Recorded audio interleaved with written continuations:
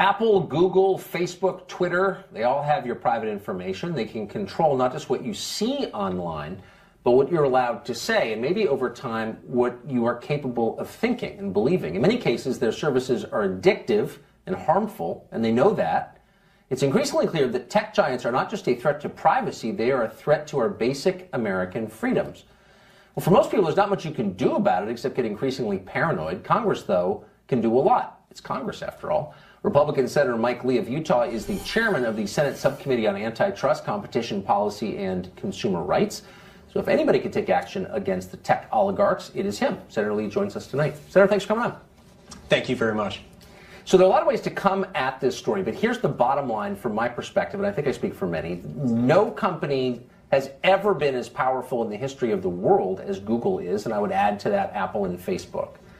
And it's now become really clear that they're misusing that power. So bottom line, they're too powerful and they're hurting people. Why wouldn't Congress step in to pare back that power? What we have to look at from the standpoint of antitrust law often centers on the concentration of market power, not just from the standpoint of what is too much, but from the standpoint of what is inflicting consumer harm. And something you mentioned last night that I feel the need to respond to about Google suddenly being more of a threat to people's privacy than the government. I disagree with that. That is not to say that at some point a company like Google couldn't become too powerful and inflict consumer harm. But it in no way is as much of a threat as the government to your privacy. Google doesn't have guns. It can't shoot you. It can't tax you. It can't regulate you the way that the government can.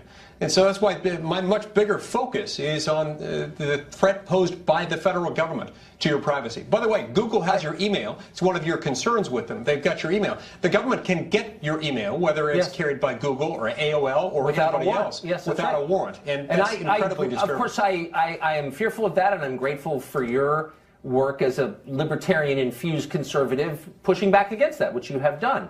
And all my life as a conservative, I've always assumed as a matter of faith that the government is the main threat, but I've come to believe that the threat from these companies is more profound and certainly much more insidious, and there's no recourse. I can't vote out the head of Google if I want. It's a private company. But that's true. Here's the but you can use a different terrifying search engine. You do have other options as a consumer. Well, actually, you can't, as a citizen, you can't just leave you could leave the country. Most people consider that a very dire, drastic remedy. But as a consumer, you can choose to use a different search engine, use somebody else to handle your email. There are other market options available to you as a consumer. But see, here's the thing.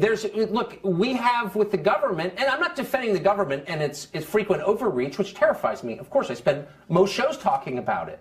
But we have FOIA. I can find out what's going on. In the case of Google, which is the portal through which people understand reality increasingly, you don't know things if they're not on Google. Google has jiggered its search results to eliminate concepts that it disagrees with, political concepts. This is not a fever dream of mine. This is a fact which is proven. If you don't believe it, play with Google for half an hour.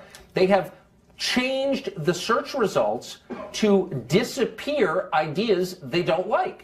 So why is that not terrifying to the prospect of running a democracy that requires an informed citizenry? I don't understand why that's not really scary. Okay, that's a fair question. Let's make one thing very clear, though. No one is compelling you to use Google. I understand do have the other libertarian options. argument. Now, it is disturbing. I don't like it when they do that. I've raised this with Google executives time and time again, and I've made inquiries as the chairman of the Antitrust Subcommittee in the Senate with regard to Google. But as of right now, Google, of course, is not a government entity. Google is not a public utility.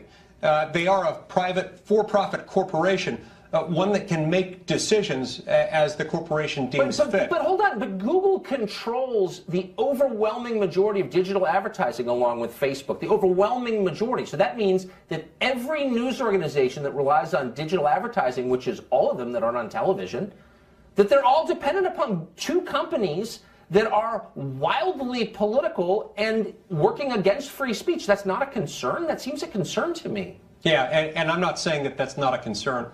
What I'm saying is that not every concern rises to the level of market concentration coupled with consumer harm. And I'm also saying that in this circumstance, we have options that consumers have access to. They can use other search engines. They can avoid Google if they want to, and that does make a difference here. All right. Senator, thank you for joining us. I used to be a libertarian until Google. Thank you for coming on. Thank you. 95-year-old comic book legend Stan Lee, the man who created Spider-Man, is the latest victim of Hollywood sexual harassment backlash. Has Me Too become a war on people who don't deserve to be hurt by it, including Stan Lee? That discussion is next.